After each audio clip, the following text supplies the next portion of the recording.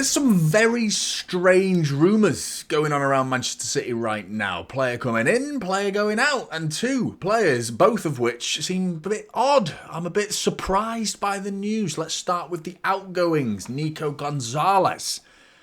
He's been here for like 5 minutes. Why is he going?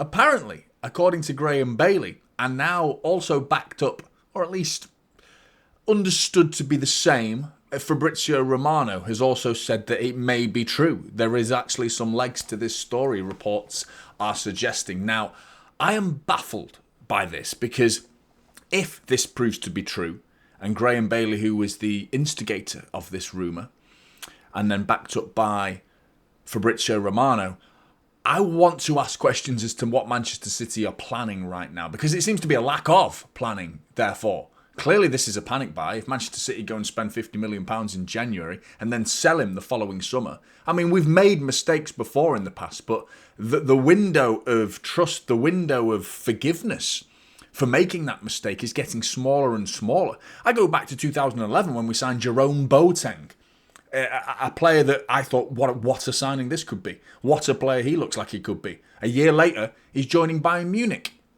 I think that was personal. In terms of the player's attention to Manchester City and the city of Manchester, I felt like he was a German national wanting to play in his home nation and playing for the biggest club in Germany, Bayern Munich. Understood. Same with Leroy Sané. When Bayern Munich came knocking, I understood he hadn't been here for that long. Longer than Jerome Boateng, but he wanted to go. Ferran Torres, he was been here for what? A year? And before you know it, he's going back to his home nation and playing for Barcelona. Understood. Nico Gonzalez has not even been here for 6 months. And he's reportedly leaving, which that window's getting smaller if this proves to be the case. We gave Calvin Phillips multiple years, a player that Pep clearly did not want to sign to begin with.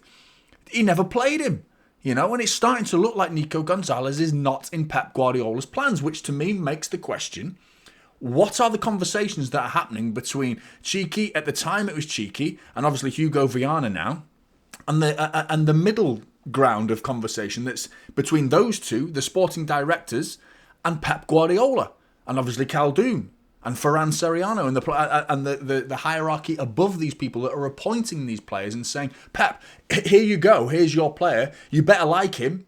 If you don't like him, what are you going to do about it? Well, I'm not going to play him then. That's what Pep's going to say. I'm not going to play him. If Pep doesn't like him, he ain't going to play him. So surely there's a conversation that has to happen there. But from Nico Gonzalez's point of view, you have to ask the questions as to why did you join the club?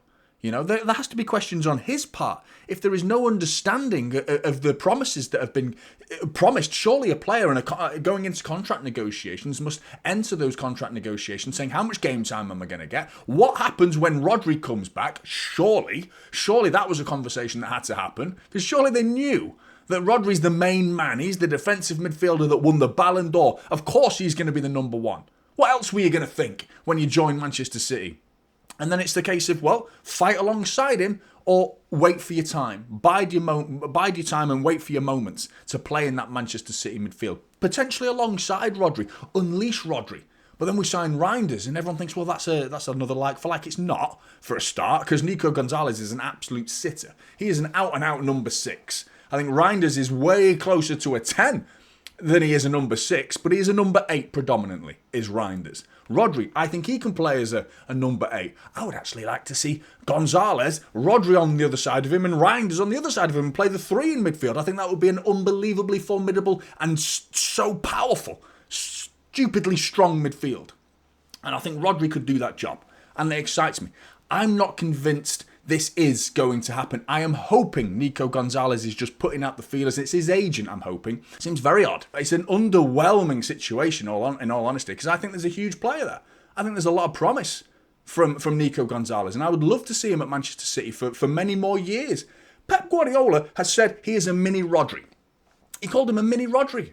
That's baffling alone, is to call him a mini Rodri. In fact, I've got some quotes for you here from Pep Guardiola. I decided for the players with experience who know all the patterns better.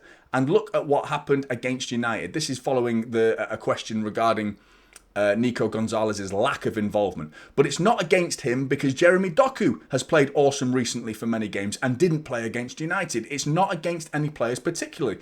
The impact of the new ones has been really good. I'm impressed in training. It's not easy when they come to an environment where where the way we are playing and the results are not good. Nico has played good, and I'm pretty sure when Rodri comes back, just by mimicking him in training sessions, he will learn a lot. He's another guy who understands many things, and he will get it because he listens. He is so attentive and focused on his work. Football, football, football. That's so important. And the times he played against Brighton, he regained the ball.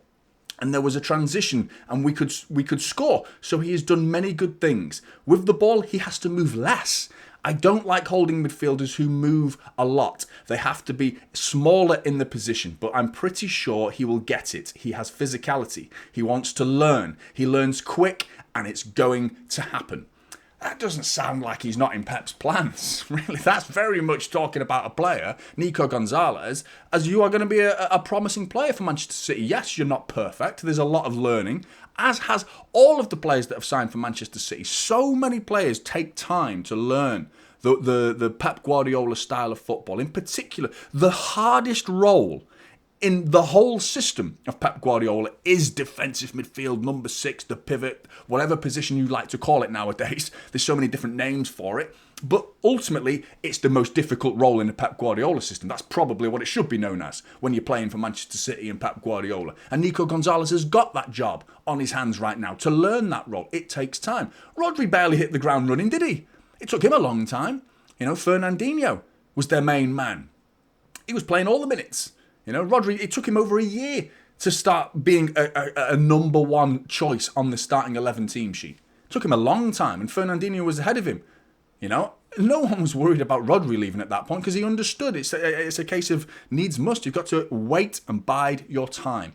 Nico Gonzalez hopefully will do the same. And then while I'm in the middle of making this video, Simon Bachowski of the MEN, chief correspondent, a man who does have connections within the club, has stated that Nico Gonzalez is expected to return to training with the club at the end of July, and Manchester City Football Club are not looking to sell Nico Gonzalez. Player coming in, Dumfries. Seems an odd one. Another odd one, to be honest, considering his age. I think the main attraction point for me is the price, considering he's got a 25 million euro release clause, which is astonishingly cheap for a player of that quality, but also a player that's approaching 30, 29 years old, considering we've been going for Wesley and Livramento, 21 and 22, respectively. That's an odd decision to suddenly go for a very differing style of fullback as well. I think he's a brilliant player, by the way. Dumfries, as the American might call him, or the English might call him thick chips. Terrible joke. Dumfries.